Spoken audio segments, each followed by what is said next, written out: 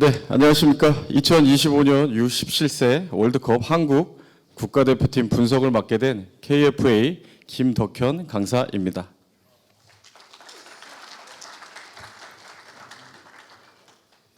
먼저 대회를 좀 알아보기 위해서 이 개최국 카타르에서 했고요. 2025년 11월 3일부터 27일까지 열렸습니다. 참가팀 수는 48개국이고요. 그리고 이 개최 주기는 2025년부터 연 1회로 전환이 됐습니다. 그리고 카타르가 2025년부터 29년까지 연속 개최권 확보를 해서 5년 동안 계속 카타르에서 열릴 예정입니다. 그래서 이전 24개 팀이었다면 이번 대회부터는 이제 48개 팀으로 확대됐습니다. 그래서 이는 이 청소년 축구 발전 및 국제 경험 기회를 강화하려는 피파의 전략적입니다. 왼쪽에서 보시는 바와 같이 매치 스케줄표인데요. 11월 3일부터 11월 11일까지 예선 대회가 진행이 되었었습니다. 그래서 48개 팀이 12개 조로 나눴고요. 그래서 그 중에 상위 2개 팀은 32강으로 바로 직행을 하였고요. 그리고 조 3위 중 이 성적이 좋은 8팀이 32강 진출을 하였습니다. 그래서 이 32강부터는 말 그대로 이 토너먼트라고 생각을 하시면 됩니다. 다음은 이 전에 월드컵 최근 10년대의 성적입니다. 최고 성적은 2019년도에 이 브라질에서 열린 이 8강입니다. 그리고 현재는 올해는 32강이었고요. 그래서 앞서 백기태 감독님이 대한민국 성적은 얘기해 주셨기 때문에 넘기겠습니다. 이번 대회에 이 백3와 백4의 비율을 좀 알아보도록 하겠습니다. 전체는 백4 비율은 88%였습니다. 그리고 백3의 비율은 12%였고요. 이 4강 팀은 전체 다 100%였고요. 16강 팀도 87.5 그리고 백3 비율은 12.5. 대한민국 역시 이 변형이었지만 이 첫 포맷은 이 백4로 시작을 했습니다. 그래서 이 왼쪽 이 표를 보시면 좀 이 아시아 지역 팀들이 이 백3를 좀 많이 좀 했었었고요. 이런 남미, 아프리카, 유럽 팀들은 이 백4를 활용을 하였습니다. 그런 이유는 이 백4가 이 백3보다는 전술적 변화가 용이하다라는 것으로 좀 볼 수 있습니다. 다음은 이 공격 부분에 대해서 이 세 가지 정도에 대해서 말씀을 드리도록 하겠습니다. 먼저 이 빌드업의 수비 지역 전개입니다. 먼저 좀 알아볼 것은 그 안내해 드리는 거 한국 팀과 이 4강 팀을 좀 비교를 했다라고 안내는 되어 있었는데요. 이 일본까지 확대해요. 좀 비교 분석했습니다. 그래서 우리가 이 일본 팀도 좀 많이 궁금해하시는 것 같아서 한번 넣어봤습니다. 그래서 이 왼쪽에 보시면 이제 뭐 다들 아시겠지만 여기 또 온라인과 오프라인 선생님들이 계시기 때문에 그래서 이 왼쪽에 이 공격 방향이 여기 있고요. 그래서 여기는 이제 디펜딩 서드, 미드 서드, 어택 서드 이 운동장을 3개 지역으로 나눴었다는 거를 그냥 서드라고 3분의 1 지역 그래서 디펜딩 서드, 미드 서드, 어택 서드라고 칭하고 있습니다. 그래서 이 한국은 한국을 보시면요. 우리나라는 이 수비에서 미드 지역으로 패스하는 건 8입니다. 그리고 이 수비 지역에서 이 공격 지역으로 한 번에 넘어가는 것은 48개 중 1위였습니다. 그만큼 시도를 많이 하였고 성공률도 많았다라고 좀 볼 수 있습니다. 반대로 아까 좀 전에 백기태 감독님 또 말씀을 하셨는데 그런 부분하고 좀 일치합니다. 이 정량적 데이터는 그래서 수비 3분의 1 지역에서 이 공격 3분의 1 지역은 1위고 그 다음에 이 미들 서드에서 이 공격 지역으로 넘어가는 건 44위여서 상당히 많이 시도를 하지 못했었습니다. 그래서 이런 부분들이 조금 좀 취약점이라고 좀 볼 수 있었고요. 이 반대로 일본은 이 수비 지역에서 미드 지역이 상당히 좀 낮은 부분으로 좀 랭크하고 있었고요. 그리고 가장 좋았었던 건 이 미드 서드에서 공격으로 지나가는 것은 한 3위가 돼서 거의 상위 랭크에 되어 있었습니다. 이 4강 팀들은 고른 이 상위 클래스에 좀 있었었지만 그 중에 이 미드 서드에서 이 공격 서드에서 하는 부분들이 좀 상당히 수치로 높았습니다. 그래서 한국 왼쪽에는 디펜딩 서드 영상을 보여드릴 거고요. 1위 한 영상입니다. 그래서 이 골키퍼가 활용을 해서 이 디펜딩 서드에서 어택 서드로 한 번에 넘어가는 롱볼에 의한 넘어가는 이런 선택이 있었습니다. 그래서 멕시코하고 경기인데요. 이 부분이 이 득점으로 연결된 부분도 있었습니다.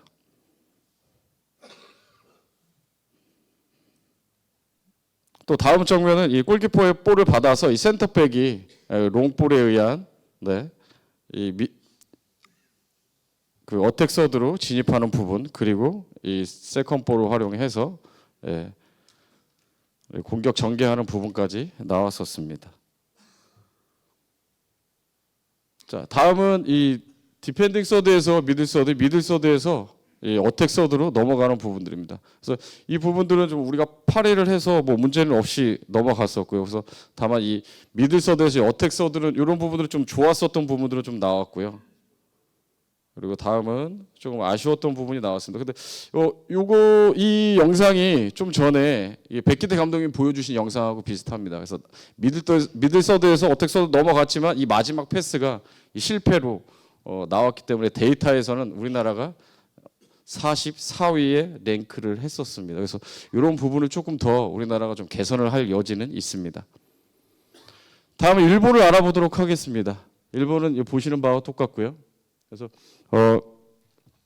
디펜딩 서드에서 미들 서드로 진입을 하죠. 그래서 이 미드필드들이 스캐닝을 통해서 이 수비 사이에 받아서, 그리고 상대 수비가 공격을 하고 나온다라고 하면 우리 편 동료가 그 사이에 진입을 해서 어택 서드로 진입을 하는 부분들입니다. 그래서 이런 부분들이 상당히 많이 나왔었습니다. 지금은 이 미들 서드에서 이 라인 브레이킹을 오버로 하는 장면들인데요. 또 이런 부분들이 시도가 많이 나와서 슈팅까지 이어지고 위협적인 장면들이 많이 나왔었습니다.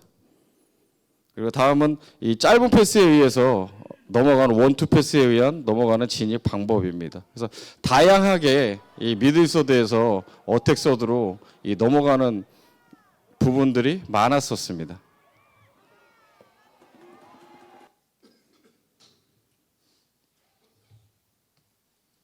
다음은 4강팀인데요. 4강팀은 이 디펜딩 서드에서 미들 서드에서 이제 넘어갑니다. 그래서 이 보이기만 하면 이 스트라이커에 있으면서 그 사이에 이 스루 패스가 들어가서 이 논스톱으로 돌려내는 이 플레이들이 좀 많이 일어났었고요. 거기에 좀 슈팅까지 이어지는 부분들도 많이 나왔었습니다. 그래서 다음은 이 결승전 장면인데요. 오스트리아와 이 포르투갈인데 지금 포르투갈이 빨간색입니다. 그래서 이 지체 없이 스트라이커가 있다라고 하면 들어가서 그 공간에 논스톱 원터치라든지 뭐 투터치에 대한 부분들을 공격 방법으로 공격을 갔었고요. 또한 이 흰색 공격인데요. 오스트리아입니다. 그래서 좀 선이 굵은 축구를 좀 활용을 했습니다. 그래서 길게 롱볼에 의한 부분들. 그래서 오스트리아가 좀 수비적으로 좀 하다가 이런 부분들이 있어서 좀 결승까지 올라갔었던 부분들도 내포하고 있습니다. 다음은 이 두 번째 크리팅 찬스 이제 존 포틴에 대해서 좀 알아보도록 하겠습니다. 먼저 이 존 포틴에 대해서 좀 알아보도록 하겠습니다. 이 공격 방향은 여기에 있습니다. 그래서 이 1, 2, 3, 4, 5, 6 해서 14번 18개 지역으로 나눠서 이 14번에 해당하는 지역이 이 18m 정도가 되는 게 존 포틴의 이 부분입니다. 이 지역은 이 상대의 수비가 상당히 밀집되어 있고 이 견고한 패스와 견고한 정밀한 움직임이 없다라고 하면 이 부분에 대해서 이 기회 창출이 상당히 많이 일어나지 못합니다. 그래서 이 지역은 기회 창출이 가장 많이 일어나는 지역이다라고 생각을 하시면 되고요. 또 이 이외에 이 세븐틴이 있습니다. 이 지역은 득점이 가장 많이 나는 지역이라고 생각을 하시면 됩니다. 그래서 14번은 득점 기회 창출이 많이 나는 지역, 17번은 득점이 가장 많이 나는 지역으로 알고 계시면 됩니다. 그래서 저희가 이런 데이터를 한번 내봤습니다. 그래서 한국과 4강 팀이 이 패스의 시도 받은 횟수가 동일합니다. 거의. 그렇지만 여기서 이 패스의 성공률은 좀 다릅니다. 그래서 우리나라는 좀 32로 많이 떨어졌고 이 4강 팀들은 46으로 좀 많이 올라가 있는 상태인데요. 여기서 일본은 좀 색다른데요. 시도도 많이 했고요. 그리고 성공률도 많았었습니다. 그래서 저희가 왜 이렇게 했다라고 하면 일본이 상당히 그 존 포틴 지역과 이 4강 팀들이 존버틴 지역을 많이 활용을 해서 득점을 많이 했더라고요. 그래서 그런 부분들이 데이터적으로도 좀 많이 나왔다라고 말씀드릴 수 있습니다. 그래서 이 한국의 이 존버틴 장면인데요. 프리킥 난 상태에서 볼은 프리킥 난 상태에서 움직여주고 그 사이에 이 다음 선수가 받아주는데 이 다음에 이 밀집된 이 지역에서 우리나라 선수들이 이 정교한 패스 그리고 세밀한 움직임들이 많이 나오지 않았었습니다. 그래서 이런 부분들이 시도를 했지만 성공률은 좀 떨어졌었던 부분이 있었고요. 다음은 일본입니다. 일본은 이런 플레이들이 상당히 많이 나왔었습니다. 예, 기회만 나면 그 존버틴에 들어가서 그 다음 움직임 또 원투 이런 부분들이 좀 많이 나와서 슈팅까지 시도를 하고 성공률도 가장 많이 좀 좋았었습니다. 그래서 이 존버틴 지역에서 조금 더 내려와서 이 공간을 좀 창출해 주고요. 그 공간을 받았을 때 이 다음 우리 선수들이 논스톱에 인해서 이런 부분들이 좀 많이 나와서 이런 부분들은 좀 알려드리려고 좀 준비를 해봤습니다. 다음 득점에 대해서 알아보도록 하겠습니다. 이번 대회 4강팀 득점은 이 빌드업이 가장 많이 나왔었습니다. 다른 것들은 뭐 특이한 점은 없었고요. 그래서 이 평균 이 득점 드리고요. 그래서 2.0에서 나왔었는데 4강팀들이 득점이 그닥 많이 나오진 않았습니다. 약한 48개국으로 확대되어서 좀 약한 팀들이 많이 나왔었는데요. 그 팀을 상대로 대량 득점하지는 않았었습니다. 그래서 요즘 좀 수비가 좀 견고하다라고 좀 생각하실 수도 있고요.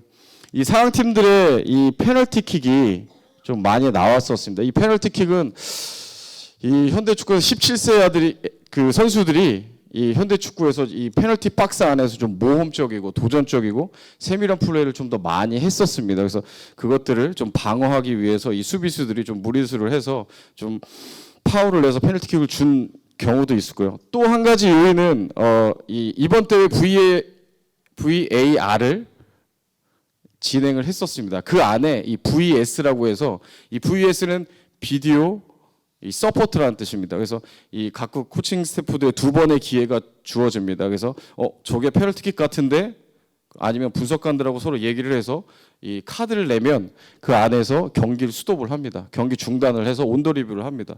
그래서 그것이 받아들여지면 페널티킥으로 좀 갈 수 있어요. 그런 부분들이 있어서 좀 상황 팀들이 일단 4강에 올라갔다라는 건 그만큼 기량 강팀이라는 부분들인데요. 그만큼 이 공격에 좀 득을 보지 않았나라는 부분들이 좀 수치로 제시하고 있습니다. 그래서 한 가지 조금 더 얘기하면 우리나라로 적용한다. 우리나라도 유튜브가 다 돼 있는데 한 번씩 좀 이렇게 얘기하는 것도 좀 좋을 것 같습니다. 중단해서 한 번씩 봐주면 좀 좋지 않을까라는 좀 생각도 한번 개인적으로 해봤습니다. 다음 득점전 진입 채널입니다. 일본과 4강팀은 중앙을 많이 활용해서 했었지만 우리나라는 중앙이 많이 없었습니다. 그렇다고 하면 우리나라는 좀 측면을 많이 활용을 했고요. 그래서 우리나라도 좀 이 중앙을 견고하게 좀 이 파괴하는 방법이 좀 있어야 되지 않나라는 데이터적으로 좀 나왔었습니다. 다음은 이 수비 액션과 PPDA 두 가지를 좀 알려드릴 텐데요. 이 수비 액션과 이 PPDA는 좀 상관관계가 있습니다. 그래서 좀 이해를 하시는데 좀 이해를 하시면 좋을 것 같습니다. 먼저 수비 액션에 대해서 좀 알아보도록 하겠습니다. 그러니까 이 피파에서 지금 수비 액션의 용어를 정의하고 있습니다. 그래서 과거에 우리가 이 태클이었다라고 하면 이 태클은 말 그대로 그냥 넘어져서 슬라잉 태클이라고 저희는 그렇게 알고 있을 텐데요. 그렇지 않습니다. 이 피파에서는 이 공을 소유한 상대팀 선수의 공을 빼앗기 위해 도전하는 행위를 다 태클로 간주하고 있습니다. 또한 이 차단은 이 공을 소유한 상대팀 선수의 공을 잃게 만드는 거죠.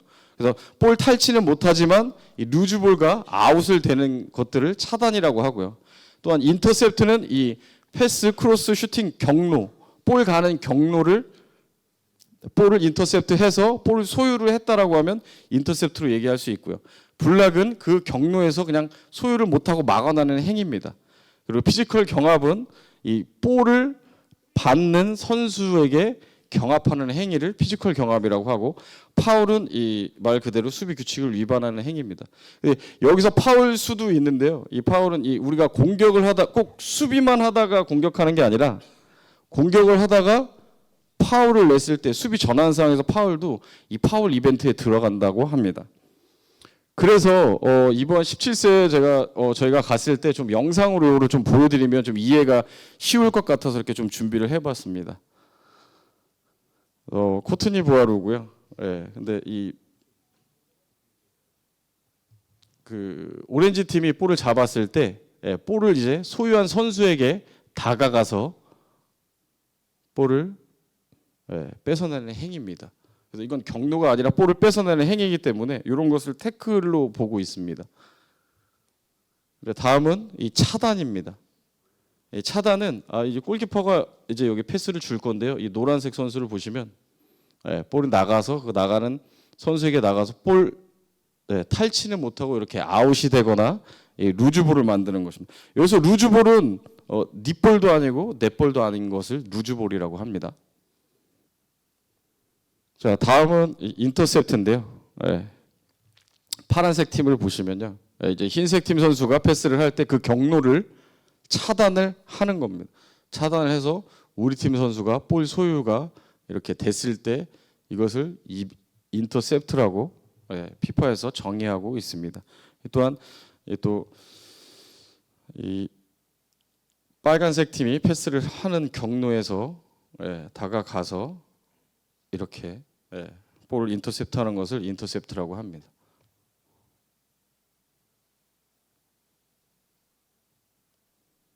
다음은 블락인데요. 블락은 이 볼을 나갔을 때 그냥 차단, 이렇게 나가게 하고 또 블락. 그래서 그냥 막아내는 거라고 생각을 하시면 되고요. 그리고 다음은 피지컬 경합입니다. 피지컬 경합은 패스했을 때 확대되어 있는데 같이 신체를 접촉해서 이 경합하는 걸 피지컬 경합이라고 합니다. 다음은 이제 파울이고요. 파울은 뭐 여러분들 다 아시는 그냥 저희가 다 아는 그냥 파울입니다.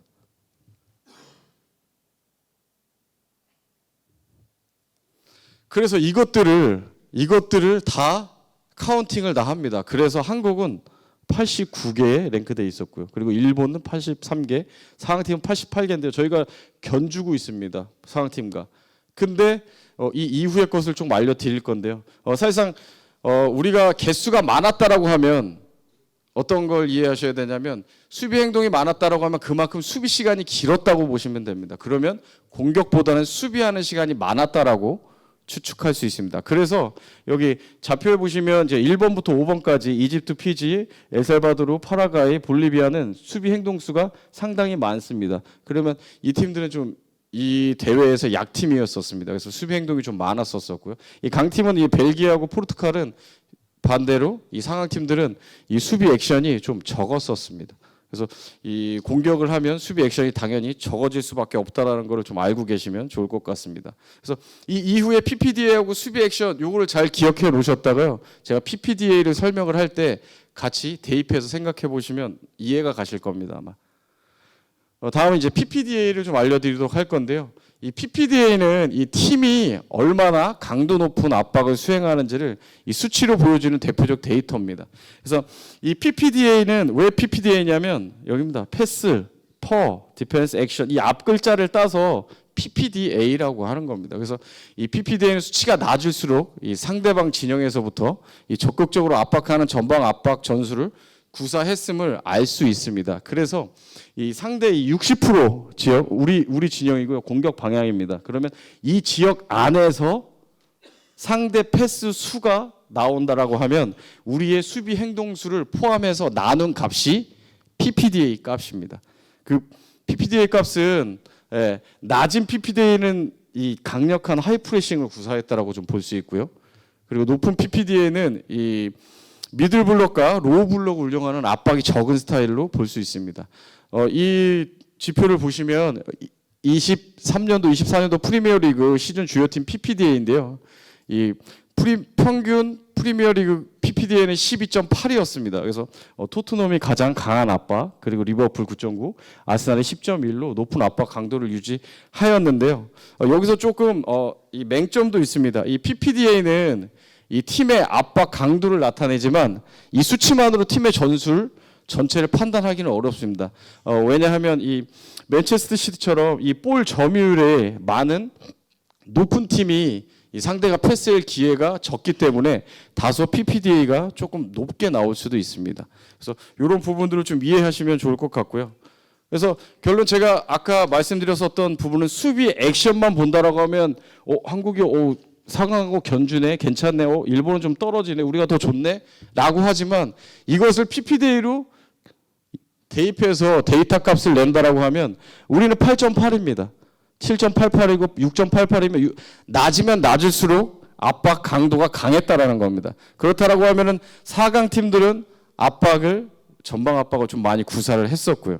그리고 우리는 좀 낮았지만 근데 이전에 좀 낮다라고 좀 볼 수도 있습니다. 근데 그 전에 또 백기태 감독님은 이 팀의 이 게임 모델을 이 전방 압박이 아닌 이 전략적인 부분으로 선택을 했기 때문에 이런 부분들도 있지만 또 우리가 4강 팀으로 조금 가려고 하면 좀 전방 압박도 좀 효율적으로 해야 되는 부분들이 좀 있습니다. 그래서 지금 이태리 경기인데 흰색 팀을 보시면 이탈리아 경기입니다. 이탈리아가 전방 4강 팀들 중에 이 전방 압박 그 2위였습니다. 2위였어서 가장 높게 좀 랭크되어 있었고요. 그래서 위에서부터 전방에 강하게 60% 이내에서 전방 압박을 강하게 했었습니다. 그래서 볼을 뺏어낸 부분들이 있습니다. 자, 다음은 이 트랜지션 공격 전환에 대해서 알아보도록 하겠습니다. 먼저 다른 거 먼저 보시지 말고 이 차트만 한번 보시면 좋을 것 같아요. 그래서 이 공격 전환이라고 하면 우리가 볼을 빼서 낸 겁니다. 그래서 한국이 34개, 4강 팀이 34.78 그리고 일본 팀이 33.83인데 거의 동일합니다. 그렇지만 이 부분이 어디서 많이 뺏어냈느냐, 어느 지역에서 많이 뺏어놨느냐가 조금 의미가 있습니다. 그래서 우리나라는 수비를 좀 많이 했기 때문에 수비 3분의 1 지역에서 좀 많이 볼을 뺏어냈습니다. 좀 동일하고요, 다른 데. 그래서 이런 부분들을 조금 알고 계시면 좀 좋을 것 같고요. 그리고 또한 이 공격 3분의 1 지역에서 볼을 뺏어낸 건 이 데이터로는 거의 한 번밖에 없고, 그 다음에 2.33, 1.81. 그래서 이런 부분들이 전방 압박을 하지 않았다라고 하면 볼을 많이 못 뺏었다라는 또 이런 지표가 또 나옵니다. 그리고 이제 오른쪽을 보실 때 이런 이 공격 전환의 이 유형을 분류를 하였습니다. 그래서 저희가 데이터를 내기 위해서. 그래서 이 빠른 전개는 이 볼을 뺏고 난 이후에 6초 이내에 슈팅과 크로스 그리고 전진 롱패스를 포함을 했습니다. 그리고 속도는 20km 이상의 이 공격 속도가 나왔어야 돼. 그것을 빠른 전개로 봤었고요. 그리고 6초 이후에 공격을 느린 전개 빌드업으로 봤습니다. 그리고 또한 볼 소유 이름은 이 소유권 뺏김으로 우리가 얘기를 했었고요. 그래서 파울 또는 라인 아웃인데요. 이런 것들을 봤을 때는 우리가 볼을 뺏고 난 이후에는 상당히 좀 늦습니다. 이 4강 팀보다 10일 정도 되는데 우리는 8.7 온다라고 하면 우리가 조금 더 이 카운터 어택에 대해서 볼을 뺏고 난 이후에 좀 빠른 공격이 좀 나오지 않았어야 되나라는 부분들이 좀 대두되었었습니다. 자, 다음은 이 수비 전환에 대해서 알아보도록 하겠습니다. 이 수비 전환도 마찬가지입니다. 똑같이 보시면 됩니다. 그래서 우리가 볼을 잃어버리는 횟수입니다. 그래서 우리는 42개를 잃어버렸고 그 4강 팀과 일본은 거의 30개 정도인데 우리가 좀 많이 잃어버렸습니다. 그래서 어디서 많이 잃어버렸느냐? 우리나라는 아주 좀 치명적으로 수비 3분의 1 지역에서 좀 많이 5개를 잃어버렸고 그리고 4강 팀들은 1.2개와 1.19였습니다. 이것은 이 지표를 봤을 때는 우리가 좀 빌드업을 조금 더 이 미들서드에서 조금 더 이 GK와 같이 연계해서 좀 더 효율적으로 하는 것이 좀 중요하고요. 또한 다음은 이제 수비 전환 패턴에 대해서 이제 수비 전환은 이제 즉시 압박을 6초 이내에 카운터 프레싱으로 좀 바꾸요. 6초가 지나고 나서 라인 내림은 6초 이후 수비를 라인 내림 그 뒤로 물러섬이라고 표기를 해놨습니다. 그래서 이 볼 소유 가져옴은 이 소유권을 뺏음이고 라고 생각을 하시면 되고 그래서 상대에게 공을 빼앗긴 횟수라고 생각을 하시면 되는데요. 그러니까 우리나라는 좋았었던 건 그래도 빠른 4강팀과 변주어서 즉시 압박이 좋았다라고 지표가 말해주고 있습니다. 다음은 지금 레스트 디펜스에서 좀 알아보도록 할 텐데요. 지금 이전의 컨퍼런스나 지금 현재 우리나라에서 레스트 디펜스를 얘기하고 있는 부분들은 없어서 조금 알려드리고자 좀 준비를 했습니다. 이전에 고윤복 감독님께서 이 레스트 디펜스에 대해서 좀 얘기를 하셨는데요. 조금 제가 좀 정의를 한번 좀 내려봤습니다. 레스트 디펜스는 이 레스트는 좀 이 영어로 직역을 하자면 그냥 휴식 수비라고 하는데요. 이 어원은 이 레스트라는 건 이 독일어에서 나왔습니다. 그래서 이 독일어에서 레스트라면 이 남는다, 남은 이런 거를 얘기하고 있거든요. 그래서 이 남는 수비, 남은 수비는 어떻게 할 것인가. 그래서 결론 정의는 이렇습니다. 공격 중임에도 불구하고 이 수비수들이 좋은 포지셔닝으로 역습을 대비하는 전술입니다. 말 그대로 우리가 예전에 지도자들이 다 얘기하죠. 우리 공격할 때 마크하고 있어. 그것을 이렇게 이 용어, 전술 용어로 다룬 것입니다. 어려울 건 없습니다. 기존에 우리가 해왔었던 것입니다. 그것을 영어로 변환해서 지금 알려드리는 거고요. 그래서 정의는 그렇습니다. 공격 시 이 공격에 관여하지 않는 선수들을 사전에 조직적으로 배치하는 것입니다. 그래서 이 목적은 상대의 역습을 무력화해서 이 상대의 공격 전환 전술을 방어하는 것입니다. 그래서 전략적으로 공간을 커버하고요. 그리고 또 지연을 하죠. 그 지연을 한다는 건 우리 공격수들이 내려올 수 있게끔 수비 복귀 시간을 확보하는 것입니다. 그리고 거기서 이 볼을 탈취했다라고 하면 다시 공격으로 전환되며 재역습을 하는 부분이죠. 그런데 이때 이 상대의 이 수비 조직이 무너져 있고 그리고 그 높은 위치에서 공격을 시작하기 때문에 득점할 확률이 크게 높아집니다. 그래서 이 레스트 디펜스 유닛은 이 보통 이 두 개의 라인을 좀 이루고 있습니다. 그래서 2-3 구조나 3-2 구조를 이루고 있는데요. 그래서 제가 이 독일이 논문을 발표하고 그 독일 팀이 좀 궁금해지기 시작했습니다. 그래서 제가 독일 정경기를 봤었는데요. 독일은 과연 레스트 디펜스를 할 것인가? 그래서 독일을 좀 추적을 해봤는데요. 독일하고 북한 경기입니다. 흰색을 보시면 이제 독일이 공격을 하고 있는데요. 당연히 논문에서 나왔던 것처럼 열심히 또 레스트 디펜스를 하고 있더라고요.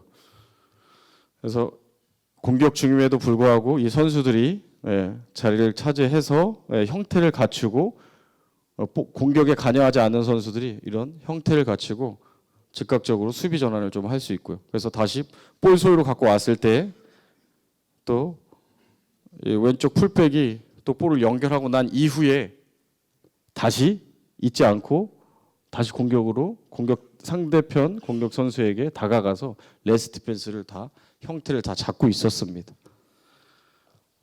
다음은 이 프랑스인데요. 프랑스도 레스트 디펜스 하고 있더라고요. 여기 보시면 양쪽에 다 이렇게 포지셔닝을 하라고 얘기를 하고 있고요. 그 상황에서 이렇게 인터셉트를 하고 난 이후에 나머지 선수들은 또 포지셔닝을 하고 이 센터백이 다시 내려와서 이 볼을 받아주고 상대의 킥까지 연결하는 우리 팀에 연결하는 이런 부분까지도 다 나왔었습니다. 그래서 이런 팀들이 레스트 디펜스를 좀 준비를 좀 잘 했다라고 좀 볼 수 있습니다. 자, 다음은 좋지 않은 영상을 한번 이번 17세 영상에서 봤는데요. 지금 아일랜드하고 파나마 경기입니다. 그래서 빨간색은 파나마 경기인데요. 다들 보고 있다라고 하면 이 볼 공격을 하고 있을 때 볼만 보고 있고 형태는 없습니다. 그래서 이런 부분들은 이 팀이 파나마가 레스트 디펜스에 대한 이 지도자가 이 개념이라든지 또 형태라든지 좀 이해하지 못하고 있었다라고 좀 볼 수 있습니다. 그래서 이렇게 실점한 부분도 있었고요. 그래서 이게 한 번이 아니라 또 영상이 있는데요. 이 두 번째 중복이 되더라고요. 그래서 이 팀은 확실히 레스트 디펜스에 대한 이 개념과 정의는 없다라는 부분들이 있습니다. 그래서 제가 말씀드리고 싶은 건 이 레스트 디펜스를 지도자가 알고 있느냐 모르고 있느냐에 따라서 이 실점할 확률은 크게 낮아진다라고 볼 수 있습니다. 그래서 이런 부분들이 이런 영상에서 상당히 많이 중복되고 많이 나왔었습니다. 자, 그래서 지금 현재 외국에서는 이런 이 크루싱 훈련 하고 있고 공격 상황에서 훈련을 하고 있습니다. 훈련을 하는데 공이 어느 지역에 따라서 누가 레스트 디펜스를 할 건지 반대 방향 공격에 관여하지 않는 선수는 어떻게 레스트 디펜스를 할 것인지 이런 부분들도 많은 훈련을 통해서 하고 있습니다. 그래서 결론은 레스트 디펜스는 단순히 뒤에 몇 명 남는다가 아니라 이 전환 순간 이 구조가 즉시 이 수비로 전환될 수 있는가를 이 훈련 포인트로 두어서 훈련을 시키셔야 합니다. 그래서 이런 저희가 이런 대안까지도 좀 말씀을 드리고 싶습니다. 한국 축구 발전을 위해서. 월드컵 뒷 이야기인데요. 이거 들어가는 이제 경기장에 들어가는 입구입니다. 그래 여기는 이 우측 상단을 보시면 여기는 락커고요. 그리고 왼쪽에 들어가는 복도인데요. 이 복도 안에 다가를 좀 준비해 놨더라고요. 그래서 이렇게 선수들이 언제든지 좀 먹을 수 있게끔 좀 해놨습니다. 그리고 난 이후에 이 경기장은 우리가 스위스전에서 나오는 경기장이었고요. 그리고 이 잉글랜드하고 저희가 같은 숙소를 썼습니다. 미국하고 같이 썼었는데요. 잉글랜드는 좀 이런 이 같은 호텔을 썼었는데요. 이런 엠블럼이라든지 이런 거를 좀 많이 그리고 이 예선 대회라든지 그런 우승했었을 때 이런 이 복도에 걸어놓고 이 선수들에게 좀 상징성 이런 뭐 팀워크 이런 부분을 좀 강조했었습니다. 그리고 복도에서 이렇게 해놓고 그리고 코칭 스태프가 이 뭐 미팅룸이나 뭐 방에서 하는 게 아니라 그냥 복도 끝이거든요. 이렇게 지나가는 복도 끝인데요. 그 안에서 자연스럽게 서로 미팅하고 분석하면서 아주 자연스러운 분위기가 있는데 우리나라도 뭐 물론 그렇게 하고 있지만 이렇게 뭐 돈 안 드는 것들을 조금 갖다 놓고 숙소에 이제 시합을 갔을 때 한 번씩 좀 적용해 보시면 좀 좋을 것 같다라는 생각도 들고요. 그래서 이 복도에 이런 이 사자 이런 이 엠블럼도 갖고 다니면서 이렇게 하고요. 그리고 이 복도에 이런 뭐 물론 예산이 있으니까 이런 부분들도 하지만 이렇게 이 빨래도 넣고 뭐 이렇게 할 수 있는 부분들 좀 예쁘게 잘 꾸며놔서 이런 것들 좀 뒷 이야기인데 좀 이런 걸 좀 알려드리려고 좀 준비를 해봤습니다. 그래서 미국은 저희 같은 호텔 썼는데 이제 시합 전중 후나 아무 때나 뭐 자연스럽게 선수들하고 부모들하고 같이 대화하면서 이렇게 좀 오픈 마인드로 하는 게 상당히 좀 정서적으로도 좀 좋았고 아주 좀 좋게 봐서 사진에 한번 담아봤습니다. 자, 마지막으로 좀 재밌는 부분들이 좀 있었습니다. 이 왼쪽 팀은 독일인데요. 여기는 이제 북한 팀입니다. 북한 팀이 좀 킥오프하는 게 좀 재밌는 부분이 있어가지고 한번 영상에 한번 담아봤습니다.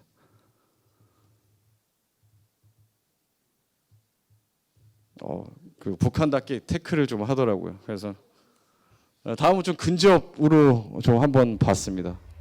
이건 그래서 이런 부분을 좀 봤을 때 역시 북한이다라는 좀 생각이 들더라고요. 그래서 그랬는데 이 태클만이 이렇게 보여준 것이 아닙니다. 이번 대회 내내 북한은 정말 축구의 본질인 공격일 땐 공격하고 수비할 땐 수비하고 내려서지 않고 갖다 경합할 땐 경합하고 상당히 멋진 모습을 좀 보여줬습니다. 그래서 이런 부분들은 좀 재밌어서 한번 달아봤습니다. 자, 이상 마치겠습니다. 수고하셨습니다.